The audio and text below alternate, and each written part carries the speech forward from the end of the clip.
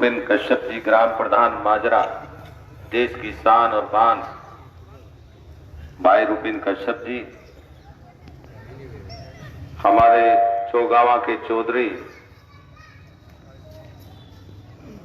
मल्हार कश्यप जी, हमारे बहुत प्रिय पुराने साथी, हमारे भाई गरीब समाज से और समाज के लिए समर्पित रहने वाले भाई चंद्रपाल कश्यप पुनाना जी, हमारे भाई जर्नैल सिंह कश्यप जी, हमारे और आपके सभी नौजवानों के सहयोगी भाई राहुल कश्यप जी, हमारे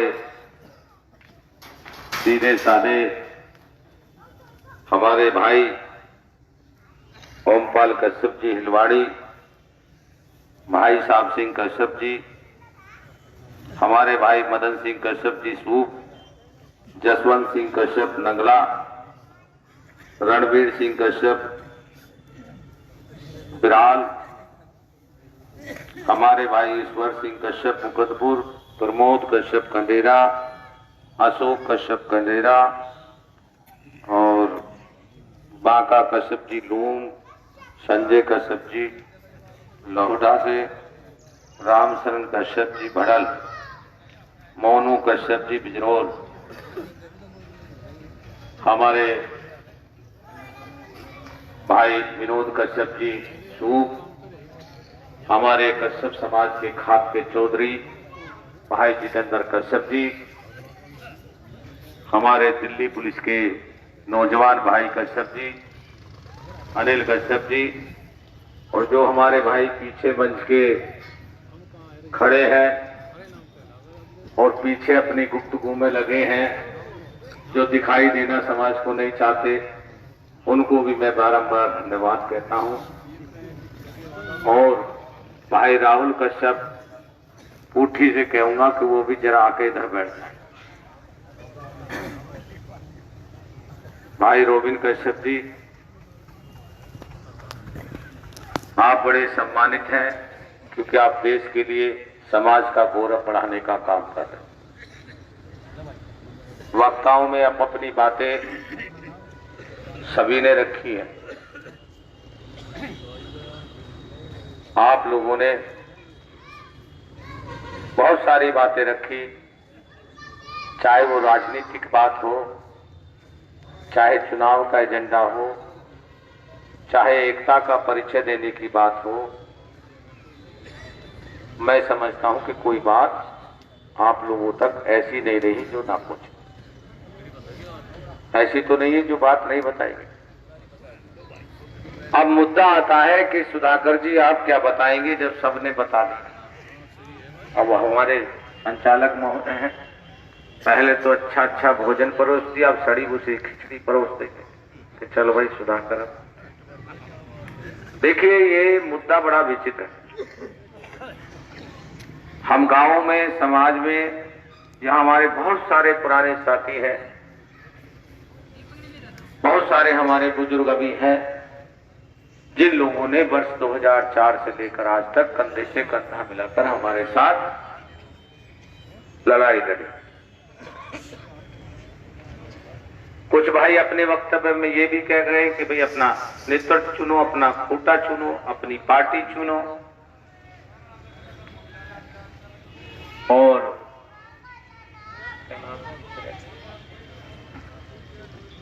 पूरन कश्यप जी का नाम लेना मैं भूल गया, माफी चाहूंगा। बड़े बुजुर्ग हैं, सम्मानित है, इधर आ जाए तो अच्छी बात है। तो सबने अपनी अपनी बातें कही। बहुत वक्ताओं ने कहा समाज में एकता नहीं, बहुत लोगों ने कहा समाज शिक्षित नहीं है। पार्टी की भी बात हुई है और टिकट की भी बात हुई है। जिसकी जितनी हिस्सेदारी उतनी उसकी, जोर से बताओ, जितनी जिसकी हिस्सेदारी उतनी उसकी भागीदारी। बताओ आपने हिस्सेदारी कहां दिखाई? सन 1947 से देश आजाद हुआ। सन 1947 में भारत देश आजाद हुआ और सबसे बड़ी अहम भूमिका आपके कश्यप और मल्लाह समाज की थी। चाहे कोई भी आप इतिहास उठा लीजिए, देश का उठा लीजिए, चाहे पूर्वजों का उठा लीजिए, चाहे देवी देवताओं का उठा लीजिए, कोई भी आप इतिहास उठा लीजिए, वहां आपकी जात की बहुत बड़ी भूमिका रहने का काम हुआ है। विस्तार से सभी वक्ताओं ने बताया होगा, सभी भाइयों ने बताया होगा विस्तार से, लेकिन मैं आपको ये बताना चाहता हूं, आपका ध्यान आकर्षित करना चाहता हूं कि आपकी जाति का सम्मान और आपकी जाति का योगदान पौराणिक काल से लेकर आज तक कोई ऐसी चीज नहीं बची है जिसमें आपका योगदान ना रहा हो और बगैर आपके योगदान के बनने का काम हुआ। आप लोगों को अपना हिस्सेदारी चाहिए। बहुत सारे समाज के लोग आज ऐसे बैठे हैं यहां, ऐसे बुजुर्ग, ऐसे सम्मानित लोग हमारे बैठे हैं जो कहना चाहते हैं लेकिन कह नहीं पा रहे। और मैं गांव गांव गली गली जब गया तो मैंने वास्तविक सुना और वहां लोगों ने भी कहा, जैसे हमारे भाई ओमपाल कश्यप हिलवाड़ी ने कहा कि भाई वाकई अब कब कहा आवेगा, क्या फिर छोड़ कर जाएगा। भाई राम कुमार कश्यप जी ने भी कहा, चचा पूरन कश्यप जी ने कहा, बहुत सारे ऐसे लोग, रमेश कश्यप पूठी ने भी कहा कि भैया आप छोड़ के कब जाओगे। भाई मैं आप लोगों के बीच में 22 साल पहले आया, कितने लोग ऐसे हैं जो 22 साल पहले मुझे मिले, जरा हाथ उठा के दिखा दो मुझे। काफी लोग हैं।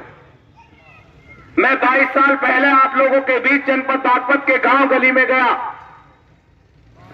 आप बताइए कि किस भाई से नोट मांगा, किस भाई से वोट मांगा। और गांव और गली में जाकर सिर्फ एक ही बात कहने का काम किया होगा बुजुर्गों, नौजवान साथियों,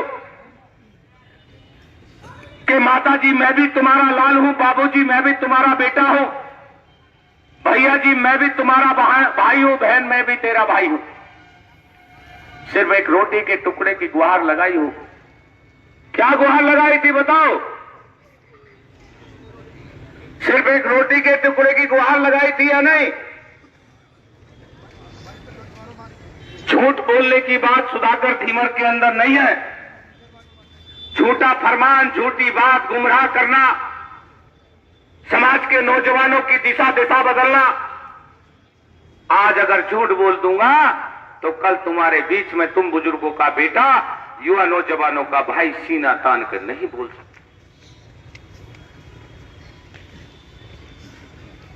बताइए किस भाई को अगर राजनीतिक लालच आप बुजुर्गों के बेटे को हुआ होता तो इस 25 और 26 साल के राजनीतिक कार्यकाल में कम से कम 5 बार चुनाव लड़ने का काम कर लिया होता। आप लोगों की जाति को, आपके भाइयों को, बहनों को, सबको गिरवी रख के रोज नए दल में पार्टी ज्वाइन करता और कहीं से 10 लाख, कहीं से 20 लाख रुपए लेकर और कहीं तुम्हें गिरवी रखकर और अपने अलग चुनाव लड़ने का काम करता। आप बताइए साथियों, आप बताइए बुजुर्गों, क्या एक 26 साल के राजनीतिक कार्यकाल में, इस 26 साल की राजनीति में, समाज सेवा में, जन सेवा में काम करने के उपरांत क्या आपके बुजुर्गों के बेटे, युवा नौजवान भाइयों का औकात नहीं है क्या कि जो मैं भी एक विधायक की लड़ सकूं? है या नहीं बता? हक है या नहीं मेरा?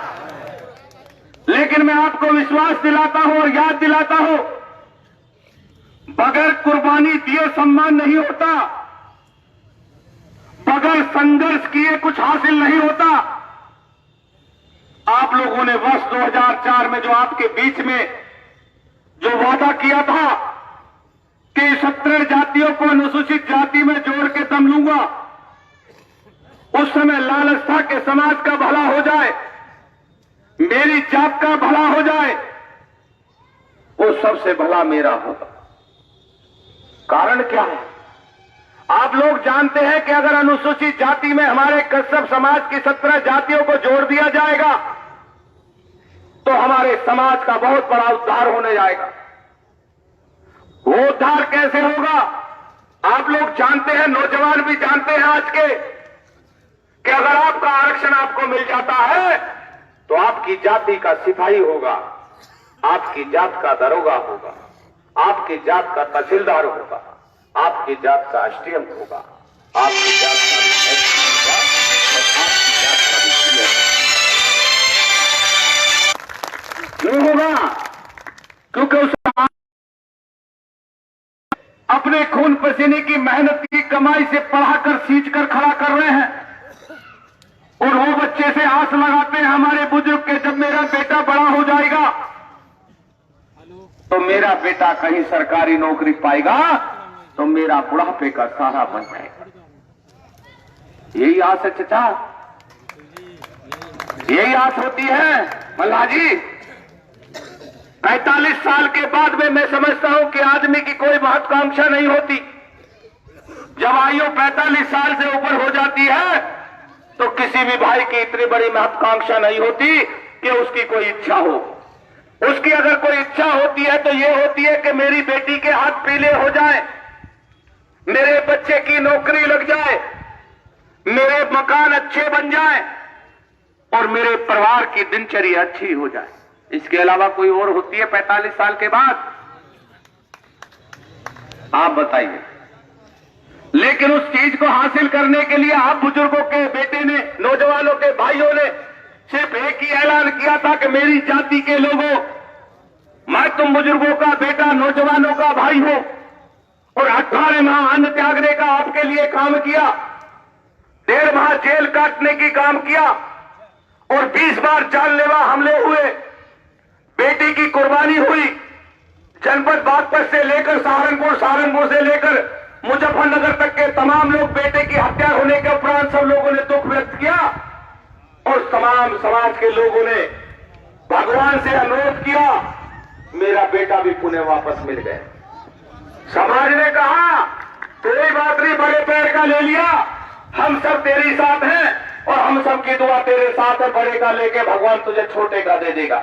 मैं आज समाज का फिर धन्यवाद करता हूं। लेकिन मैं ये कहना और जानना चाहता हूं कि अगर लोग मुझे 22 साल के बाद देख रहे हैं, जो लोग कहते हैं कि 22 साल के बाद सुधाकर धीवर फिर बीच में आया है, तो मैं जानना चाहता हूं कि आज मेरा कौन सा लालच, कौन सा लाभ ऐसा छुपा है जिसको मैं आपसे लेने आया हूं। मैं आया था आपको आरक्षण दिलाने के लिए। मैंने आपको आरक्षण का वचन दिया था कि मेरी जात के नौजवानों को, अपने बुजुर्गों को, अपने भाइयों को उनका हक अधिकार दिला के आऊंगा। आप लोगों से वादा किया था कि या तो दिल्ली में आ जाना, 1 रोटी का टुकड़ा खिला के लाना, या 2 मीटर कफन में लपेट के ले आना। आपसे वादा किया होगा गांव गली के अंदर, चाहे काम माजरा हो, इल्लम हो, पुसार हो, दाल हो, 2 हो, कोई ऐसा काम बता दीजिए जिसमें आप बुजुर्गों के बीच में आपका भाई, आपका बेटा न गया हो और सिर्फ यही कहा होगा या तो आरक्षण दिला के आऊंगा और या मर के आऊंगा।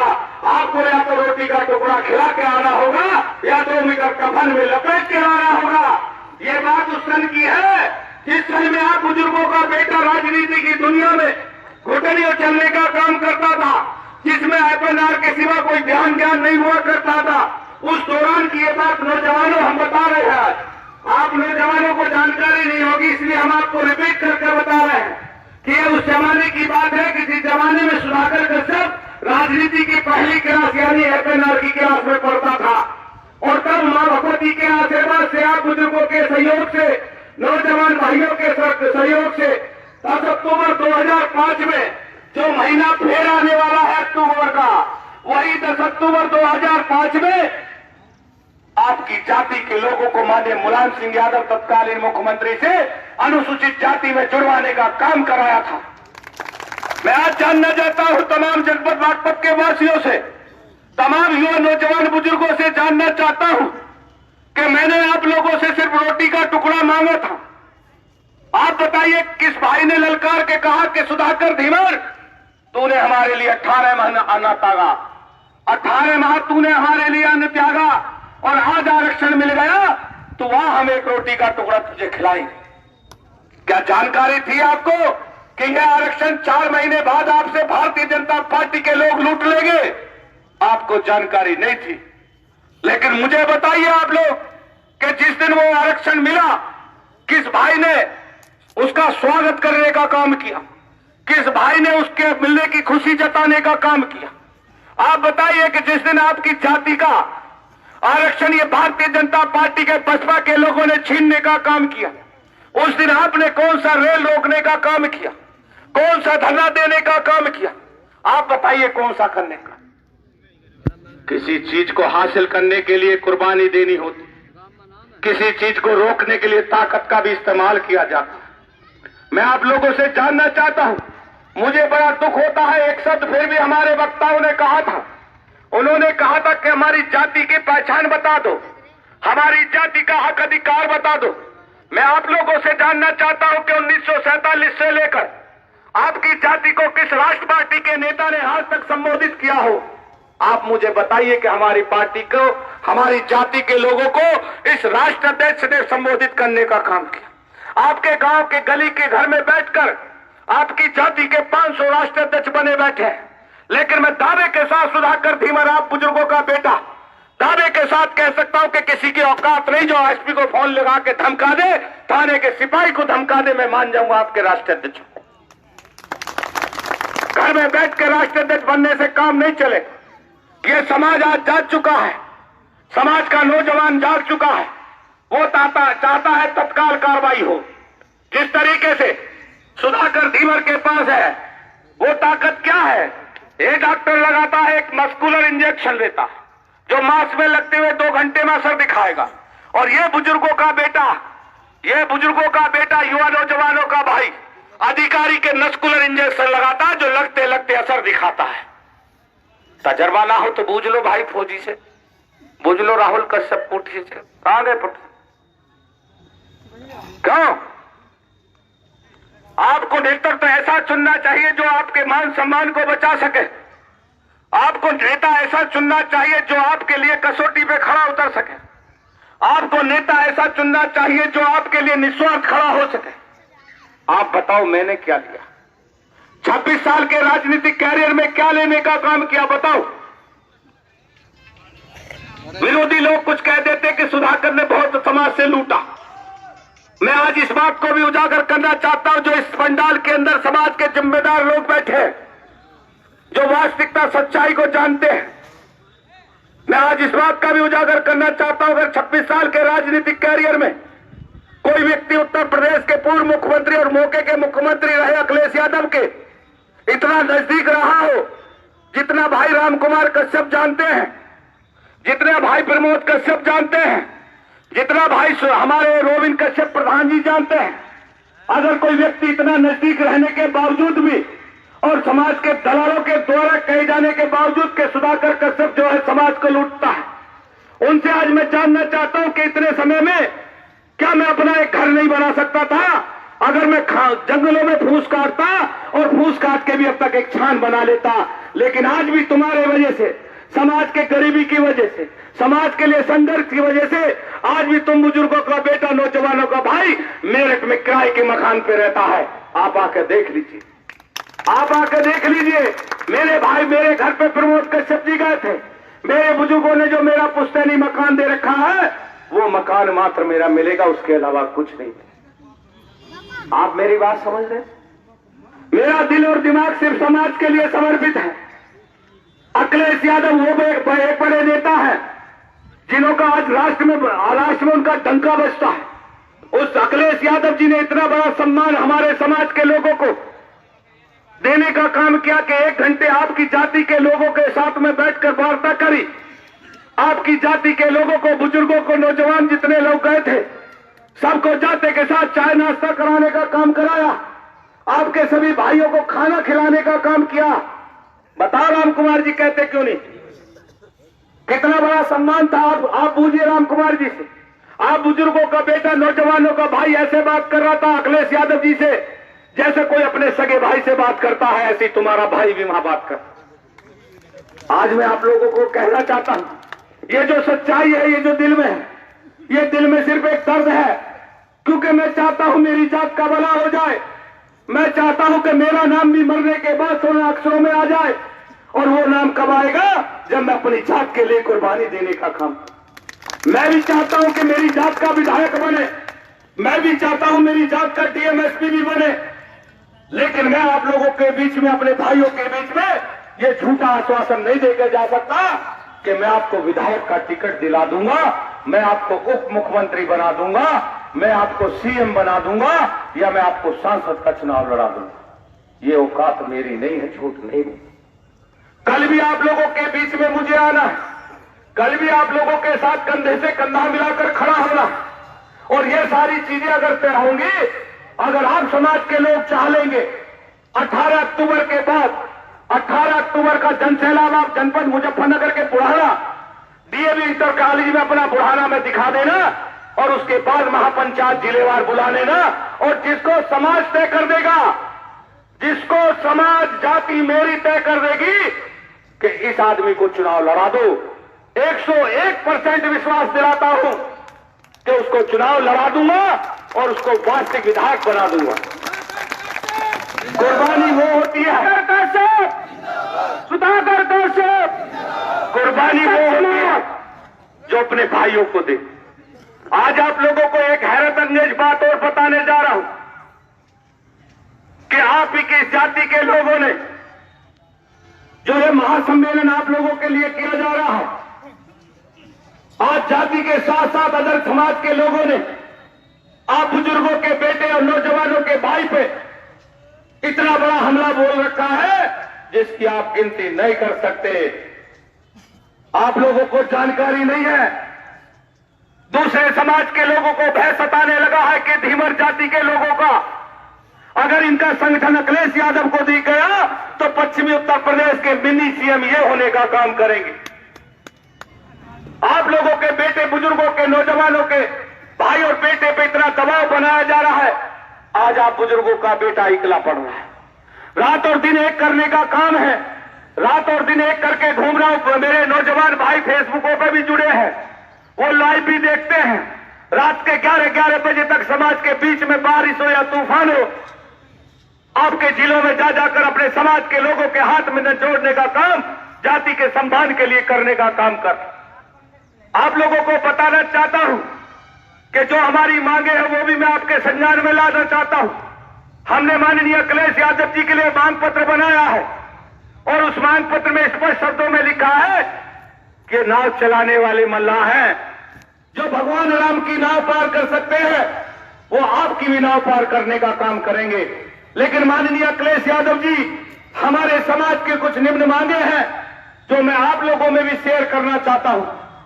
वो मांगे क्या है कि सबसे पहली मांग हमारे कश्यप समाज की 17 जातियों को अनुसूचित जाति में सम्मिलित करने की घोषणा कराने की, और अगर केंद्र सरकार बाधा बनाती है तो आपको और पार्टी को हमारे कंधे से कंधा मिलाकर हमारे समाज के साथ केंद्र सरकार से लड़ाई लड़ने में हमारा साथ देना होगा। दूसरी मांग हमारी स्पष्ट ये होती है कि जो हमारी जात के, जो हमारे समाज के गरीब लोग बेचारे कोल्हू व्यवसायी है, जो अपने परिवारों से 6-6 महीने के लिए परिवार छोड़कर चले जाते हैं और 6 महीने मेहनत रात दिन करने के बाद 1,50,000 रुपया कमवाते हैं, और उस 1,50,000 रुपया को विद्युत विभाग ले जाता है, फिर घर खाली हाथ आते हैं। उसके लिए हमने मांग की है कि कोल्हू व्यवसाय के लिए सरकार की तरफ से ऋण दिया जाए और विद्युत विभाग के बिल में 80% छूट देने का काम किया जाए। हमने ये भी मांग रखी है उसमें कि पश्चिमी उत्तर प्रदेश में हमारे कश्यप समाज के नाम से, हमारे समाज के महापुरुष महर्षि कश्यप ऋषि जी के नाम से एक विश्वविद्यालय बनाया जाए, और उस विश्वविद्यालय में हमारी जात की 50% भागीदारी सुनिश्चित की जाए। हमने ये भी एक प्रस्ताव रखा है कि हमारे समाज के जो बुजुर्ग और सम्मानित चौधरी हैं, जो समाज के लिए अलग जगाते हैं, रात दिन समाज के लिए घूमने का काम करते हैं, उनको सरकारी संरक्षण दिया जाए, उनको भी पेंशन मुहैया कराई जाए। ये हमने समाज के लिए मांग रखी। आप बताइए बुजुर्गों, नौजवान साथियों के सुधाकर धीमन ने अपने लिए क्या मांगा? अपने लिए कुछ मांगा? लेकिन लोगों से हम राज समाज से भी बता रहे हैं कि कुर्बानी देने के बाद ही कुछ मिलता है। ये बुजुर्गों के बेटा, नौजवानों के भाई सुधाकर धीमन ने ऐलान किया है कि आने वाले 18 अक्टूबर में अपनी राजनीतिक बलि दूंगा अपने समाज के नौजवानों के लिए। ज्यादा कर, लेकिन मैं आप लोगों से ये वादा करके जा रहा हूं, आप लोगों को कोई भी वादा करना होगा। जो आप बुजुर्गों के बेटे की इज्जत पर, आप नौजवानों के भाई के सम्मान पर जो लोग हमला कर रहे हैं, जो लोग डाका डालने का काम कर रहे हैं, आप लोग मुझे उनसे बचा लीजिए। आप लोग मुझे उनसे बचा लीजिए। मैं आपके मान सम्मान के लिए खड़ा हूं, और जब तक मेरे शरीर में खून है, जब तक इस शरीर में प्राण है, मैं आपके लिए नौछावर करने का काम करूंगा। मैं आज अपने बुजुर्गों से, तमाम नौजवान साथियों से हाथ जोड़कर अपील करना चाहता हूं कि मेरी जात के नेताओं के अलावा, मेरी जात के नेताओं के साथ साथ भी मेरे को अन्य जात के लोग भी हाथ दबाने का काम कर रहे हैं। वो आज मुझे सताने का काम कर रहे हैं। कोई अखिलेश यादव से लेस कराने की अपील लगाता है, कोई सारे 24 आंदोलन को बंद कराने की बात करता है। क्या आप लोग मेरा सम्मान देंगे? क्या आप मेरा सहयोग करने का काम करेंगे? बताइए, मैंने क्या मांगा? अपनी जात का सम्मान मांगा, अपनी जात के नौजवानों का सम्मान मांगा। मैं अपने समाज के लिए, अपने भाइयों के लिए उनकी राजनीतिक भागीदारी चाहता हूं। मैं अपने जात के लिए उनका हक मानना चाहता हूं कि मेरी जात के नौजवानों को उनका हक मिले। और बताइए कि मैंने क्या मांगने का काम किया? आज मुझे सताने का लोग काम कर रहे हैं। अपनी मर्जी से लोग सोच रहे हैं कि इस आंदोलन को, इस आवाज को दबाने का काम कर, इस मंच को ढकने का काम करे, और वह कश्यप समाज की तादाद न मानते हुए अखिलेश यादव को दिखाने कोई और समाज के लोग हैं। क्या आप लोग इस बात को चाहेंगे? जो बुजुर्गों का बेटा रात और दिन आप लोगों के बीच में रात दिन संघर्ष करने का काम कर रहा हूं, आप लोगों के लिए लड़ाई लड़ने का काम कर रहा हूं। मैं आप लोगों से वोट नहीं मांग रहा, आप लोगों से नोट नहीं मांग रहा, आप लोगों से सिर्फ एक दिन का समय मांगने आया हूं।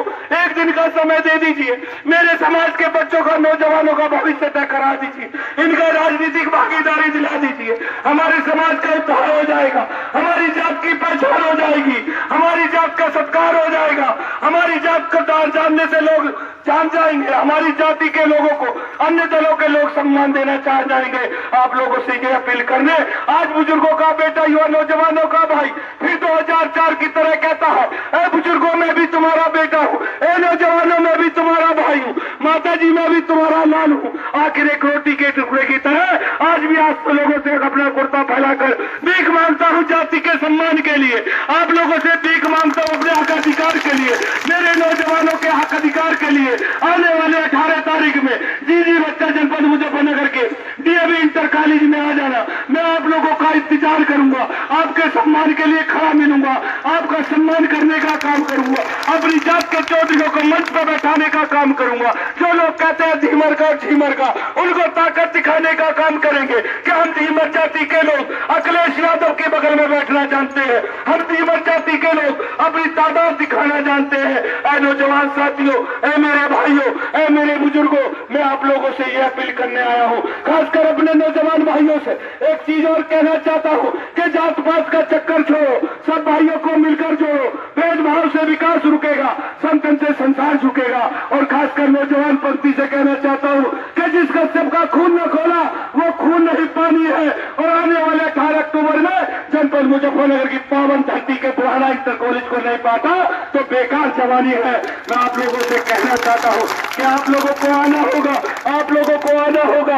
आप बुजुर्गों का बेटा, युवा नौजवानों का भाई आपका इंतजार करने का काम करेगा। वहां आपके आंदोलन को हाईजैक करने वाले भी लोग मिलेंगे, लेकिन आपको अपनी पहचान दिखानी होगी। और वो पहचान कैसे दिखानी होगी कि कश्यप समाज जिंदाबाद, और कश्यप समाज जिंदाबाद, अखिलेश यादव जिंदाबाद, सुधाकर कश्यप जिंदाबाद के नारे से आपको अपनी पहचान दिखानी होगी। क्योंकि वहां दूसरे लोग भी होंगे जो अपने आपे को कहेंगे कि माने जी ये हमारे समाज के लोग हैं। मैं